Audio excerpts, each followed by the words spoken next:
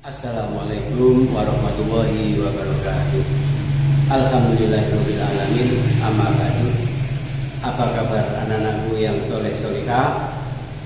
Saya harapkan kamu semua dalam keadaan baik-baik dan tak kurang satu apapun.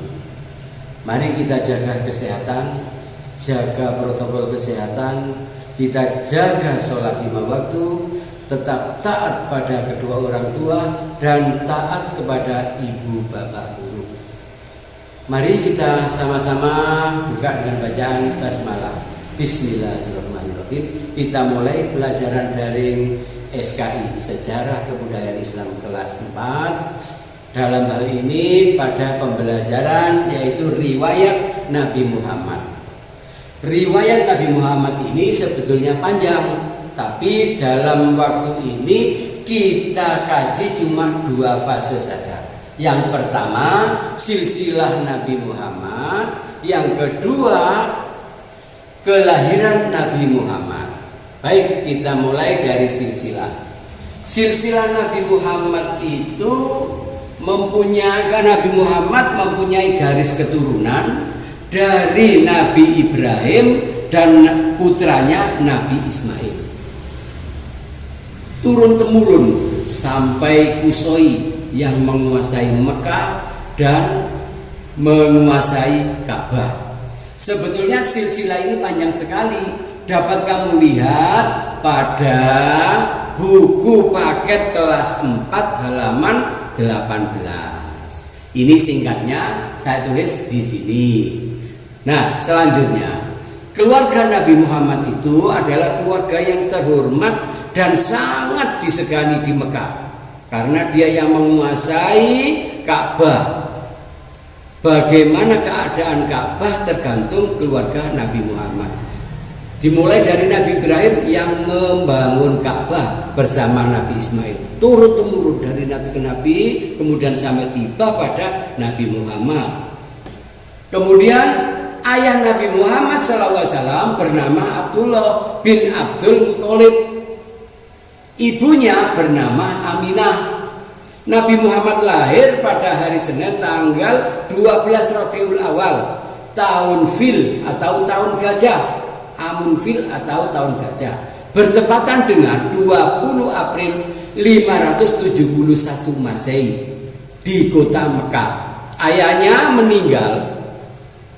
meninggal kurang lebih 7 bulan sebelum Nabi Muhammad dilahirkan.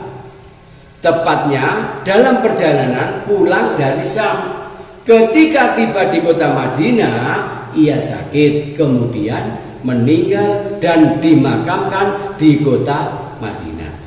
Nah, itu sekelumit tentang silsilah Nabi Muhammad. Selanjutnya yang kedua, kelahiran Nabi Muhammad SAW. Nabi Muhammad SAW lahir bertepatan dengan penyerangan pasukan bergajah yang dipimpin Abroha, seorang gubernur kerajaan Nasrani Abesinia yang memerintah di Yaman. Mereka bermaksud menghancurkan Ka'bah yang ada di Mekah dan memindahkan Ka'bah ke kota Yaman. Tapi Allah tidak mengizinkan maksud mereka itu. Mereka menjelang sampai di Ka'bah, mereka dihancurkan oleh Allah. Allah mengutus burung ababil, toiron ababil, yang membawa kerikil-kerikil dari api neraka yang amat sangat panas untuk dilemparkan kepada tentara-tentara bergajah yang menunggang gajah, sehingga mereka hancur berantakan karena terbakar seluruh tubuhnya dan terkena penyakit menular hingga mereka mati, lemas dan binasa. Anak-anak sekalian, kerikil yang dilempar oleh toiron ababil, burung ababil tadi, itu bukan sembarang kerikil, itu kerikil dari neraka. Yang konon menurut riwayat kerikil tersebut sudah dibakar selama 70 tahun. Bayangkan kalau pada waktu itu sudah dapat 70 tahun. Lah, masanya Nabi sampai sekarang 1400 tahun lebih.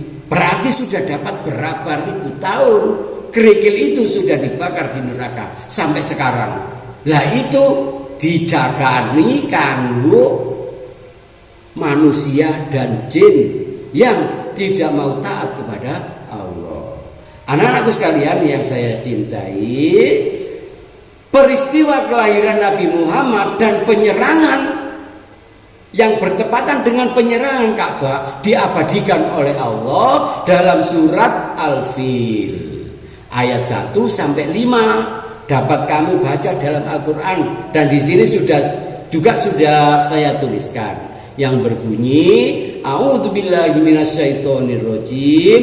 Bismillahirrahmanirrahim. Alam taro kaifa fa'ala rabbuka bi ashabil fil. Alam yaj'al kaidahum fi tadlil wa arsala 'alaihim tayran ababil tarmihim bihijaratin min sijil faja'alahum ka'asfim ma'kul.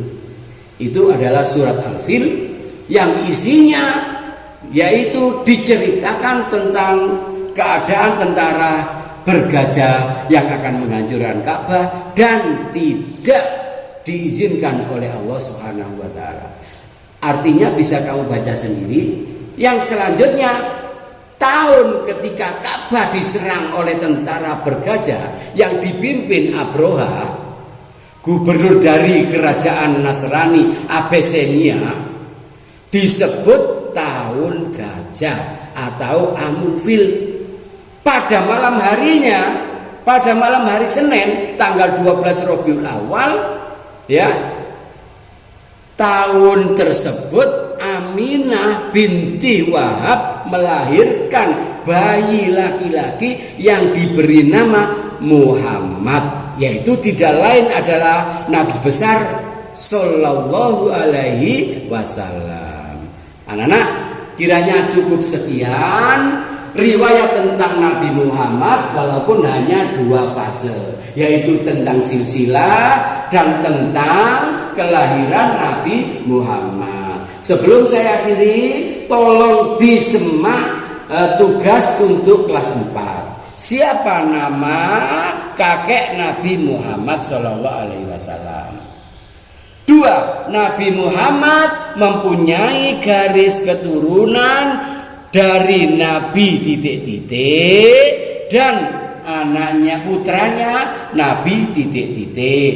Yang ketiga, ceritakan dengan tulisan pengertian yang terjadi, peristiwa yang terjadi sebelum kelahiran Nabi Muhammad. Yang keempat, siapa nama ayah dan ibu Nabi Muhammad. Yang kelima, tulislah 5 ayat dalam surat Al-Fil, yaitu ayat 1 dan 5 sampai 5. Anak-anak sekalian, demikian tadi pelajaran SKI. Selanjutnya bisa kamu jawab dan kamu setorkan tugas tersebut ke wali kelasmu, yaitu wali kelas 4. Untuk selanjutnya, mari kita tutup pelajaran SKI ini dengan bacaan hamdalah. Alhamdulillahirabbil alamin. Wassalamualaikum warahmatullahi wabarakatuh.